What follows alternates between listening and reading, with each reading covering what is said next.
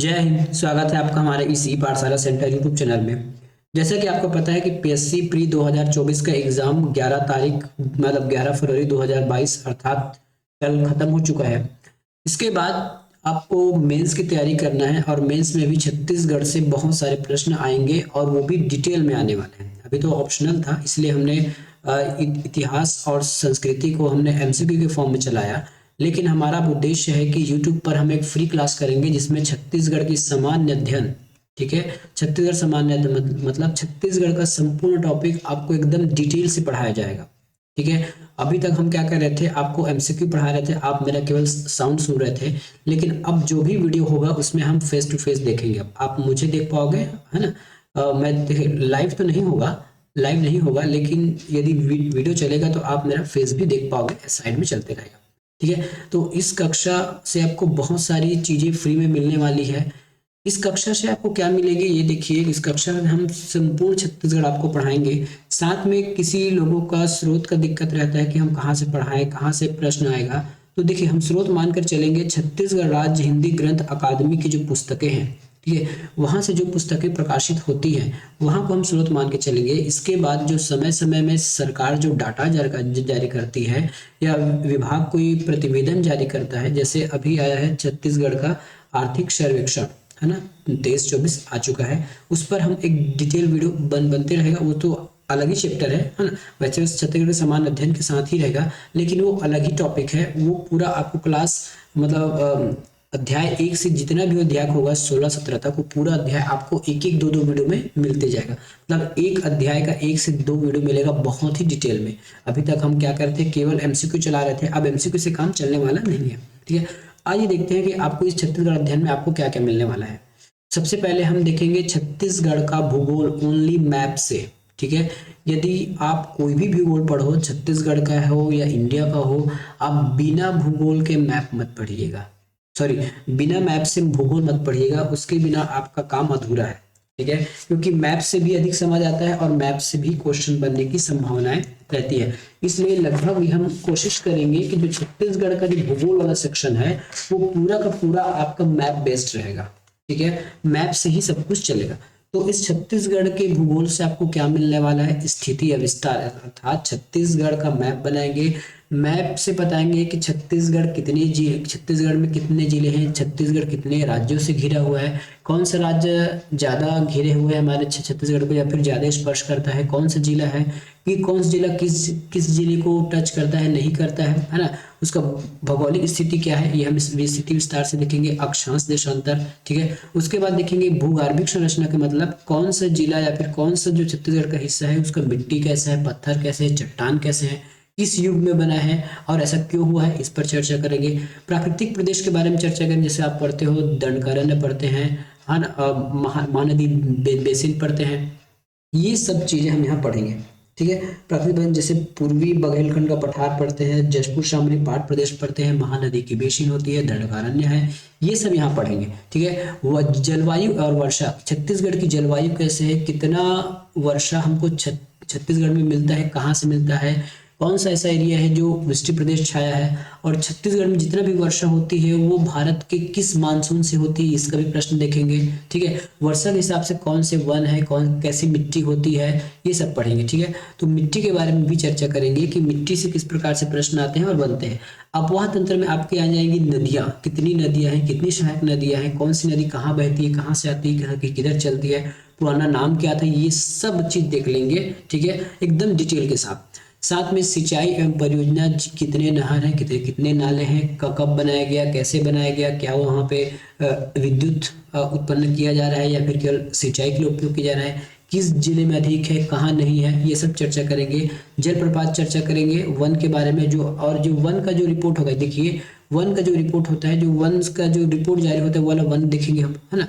उसके बाद देखेंगे परिवहन, परिवहन में कितने राजमार्ग है, कितने सड़क है, नदी परिवहन है या क्या है। पर्यटन, अब भूगोल में एक और चैप्टर देखेंगे पर्यटन। पर्यटन मतलब कौन से जिले में घूमने लायक क्या चीज है, कैसा है, और वो पर्यटन मानव निर्मित है, कृत्रिम है कि क्या चीज है, ये सब हम देखेंगे। तो इतना चीज हम भूगोल में देखेंगे और जो छूट जगह हो उसको भी भूगोल में कवर कर लेंगे। एक बात यह है, यहाँ हम जिला दर्शन नहीं करेंगे फिलहाल। जो जैसे जिला होता है ना, प्रत्येक जिला के बारे में, तो उसका अलग से चैप्टर रहेगा, उसको जिला दर्शन हम यहाँ नहीं देखेंगे। लेकिन जितना ज़्यादा आवश्यक होगा हम जिले के मैप से ही पढ़ाएंगे। लेकिन जिला दर्शन के लिए यदि आप रिक्वेस्ट करेंगे तो उसके लिए अलग से सेक्शन बनाया जाएगा, उसके लिए अलग से वीडियो लिस्ट चलेंगी। अब देखेंगे भूगोल अर्थव्यवस्था। तो छत्तीसगढ़ का अर्थव्यवस्था हम इतने सारे पढ़ेंगे, और याद रखिएगा ये सब हम पढ़ेंगे इकोनॉमिक सर्वे से, ठीक है। ये हम पढ़ेंगे कहाँ से? इकोनॉमिक सर्वे से पढ़ेंगे। इकोनॉमिक सर्वे 2023-24 आ चुकी है। और याद रखिएगा जब भी आपको छत्तीसगढ़ का अर्थव्यवस्था पढ़ना हो तो डाटा के लिए हम केवल और केवल इकोनॉमिक सर्वे जो है करंट का, वहां से देखेंगे, ठीक है।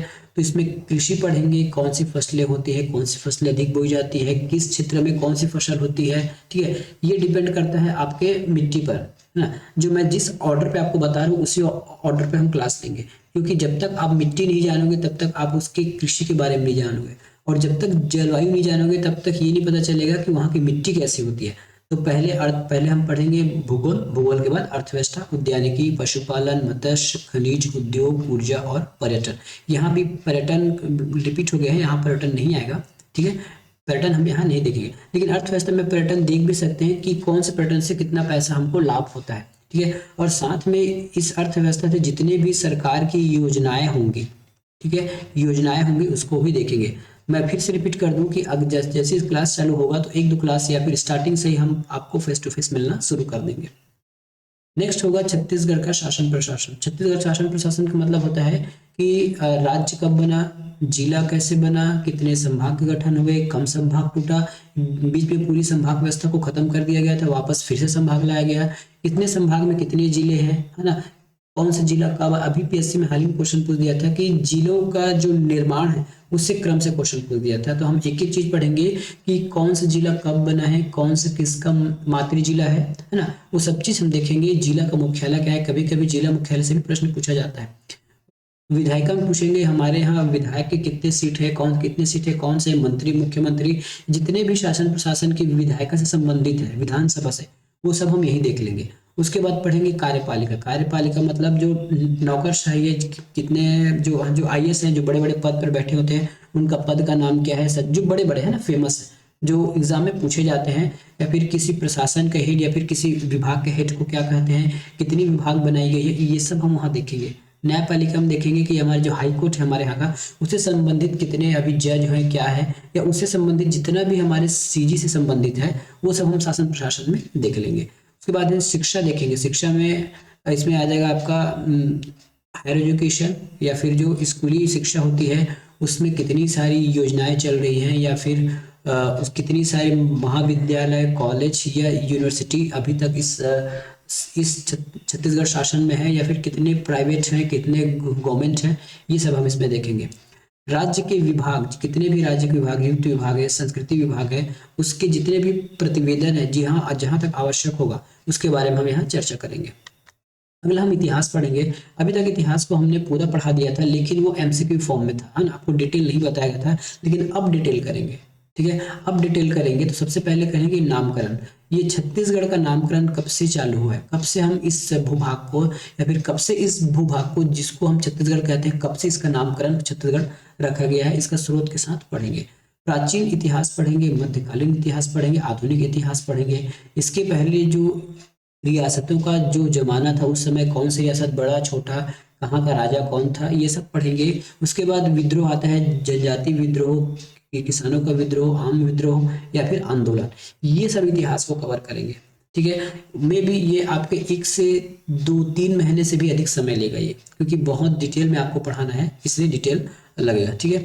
आगे देखेंगे तो छत्तीसगढ़ की जनजाति। छत्तीसगढ़ की जनजाति आपको बहुत ज़्यादा डिटेल से पढ़ाएंगे, क्योंकि जनजाति से प्रश्न आना ही रहता है। संविधान में क्या प्रावधान है, विशेष पिछड़ी जनजाति, अभी क्वेश्चन आ गया था ना कि विशेष पिछड़ी जनजाति मानने का क्या रीज़न है ना। यदि हम किसी जनजाति को विशेष पिछड़ी जनजाति घोषित करते हैं तो उसकी क्या आधारशिला है, क्या उसका कारण है ना, कुछ ना कुछ तो उसका होगा, ये सब बताएंगे। सभी जनजाति के बारे में चर्चा होगी, जितनी भी जनजाति हमारे बुक में मिलेंगे, छत्तीसगढ़ ग्रंथ अकादमी के बुक में, उसमें चर्चा करेंगे।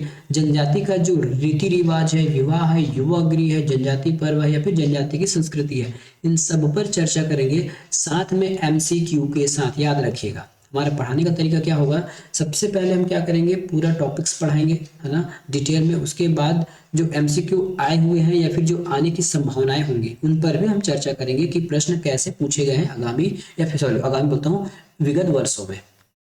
छत्तीसगढ़ की लोक संस्कृति पढ़ेंगे, तो लोक गाथा, लोक नाट्य, गीत, नृत्य, गीत, मेला महोत्सव, है ना, लोक शिल्प, चित्रकला, गोदना, वाद्य यंत्र, आभूषण, व्यंजन, फिल्म हो गया, पत्रकारिता हो गया, लेखक हो गया या फिर साहित्यकार, इससे संबंधित जितने भी क्वेश्चन बन सकते हैं और इसको डिटेल में करेंगे, है ना, ऐसा नहीं छूटेगा। दूसरी बात, हमें व्यक्तित्व, मैं लिखा नहीं था, व्यक्तित्व मतलब जैसे पंडित क्या बोलो, पंडित रविशंकर हो गए या फिर ठाकुर प्यारेलाल, जितने भी जो फेमस व्यक्ति हैं उसके बारे में चर्चा करेंगे कि उनका निवास स्थल क्या है, क्या उसने काम किया, क्या उन्होंने कभी क्या उसने लिखा या फिर इतिहास में उनका क्या पहचान है, इन सब के बारे में चर्चा करेंगे। ठीक है, अब लास्ट में हम करेंगे छत्तीसगढ़ का व्याकरण, इसको लास्ट में करेंगे क्योंकि अभी मैंने व्याकरण आपको अच्छे से पढ़ाया, लेकिन कोशिश कर लो कि इससे और अच्छे से पढ़ाया जा सके, क्योंकि अभी एमसीक्यू फॉर्म में चला गया था, साथ में आपको जल्दबाजी में बताया गया क्योंकि एग्जाम सर पर था इसलिए। लेकिन अब जो क्वेश्चन पढ़ेंगे छत्तीसगढ़ व्याकरण से, वो बहुत ज़्यादा डिटेल में पढ़ेंगे और एक एक का उदाहरण बता बता के पढ़ेंगे। अभी तक हम बहुत सारे जो छत्तीसगढ़ी के शब्दकोश हैं, अब क्या कर रहे थे, जो पिछला शब्दकोश ही पढ़ रहे थे, लेकिन पिछले के साथ साथ अभी हम वर्तमान में अभी हम जितने भी छत्तीसगढ़ी भाषा के शब्दकोश है ना, वो हम सब पढ़ते जाएंगे। इसमें वचन, काल, सर्वनाम, कारक, जनूला, पहली आपसे कुछ भी नहीं छूटेगा। ठीक है, तो ये सब क्लासेस आपको केवल और केवल यूट्यूब पर मिलेगा, फ्री में, यूट्यूब पर फ्री में मिलने वाला है। ठीक है, तो ये जल्द ही एक से दो दिन में स्टार्ट हो जाएगा। ठीक है, यदि आप हमारे चैनल से जुड़े हैं तो जरूर आपका एग्जाम बहुत अच्छे होने वाला है आगामी समय में। ठीक है, और ये मैं, क्योंकि आपको पता है कि मैं ज़्यादा बात करने की मेरी आदत नहीं है, जैसे यदि आपको कंटेंट समझ आएंगे तभी आप समझ पाओगे कि हमारा क्लास कैसे चल रहा है। ठीक है, तो ये सब हम फ्री में चलाएंगे। ठीक है, और मे बी डेली एक वीडियो ना आके, या फिर ज़्यादा हो सकता है तो हफ्ते में 3 वीडियो आएगा, है ना, क्योंकि इसके साथ कुछ और जो चैप्टर जैसे मैंने पहले वादा किया था कि हम इसके बाद एक रीजनिंग का भी क्लास चलाएंगे जो यूपीएससी लेवल का होता है, ताकि उसमें आपका व्यापम और पीएससी का पूरा खेल खत्म हो जाए। तो हो सकता है हफ्ते में वो भी आएगा, इसलिए ये आपको डेली नहीं मिलेगा, लेकिन जब भी मिलेगा आपको पूरा मिलेगा। रही बात पीडीएफ की, तो पीडीएफ में कोशिश करूंगा कि आपको दिला दिया जाए, लेकिन पीडीएफ के पीछे मत पड़े रहिएगा। यदि आपको क्लासेस मिलती है तो उसको नोट करके भी आप काम कर सकते हैं। ठीक है, तो धन्यवाद। आज के लिए मेरा यही संदेश था कि हम जल्द ही एक नया सेशन शुरू करने वाले हैं। मिलेंगे इसी के न्यू वीडियो में। धन्यवाद।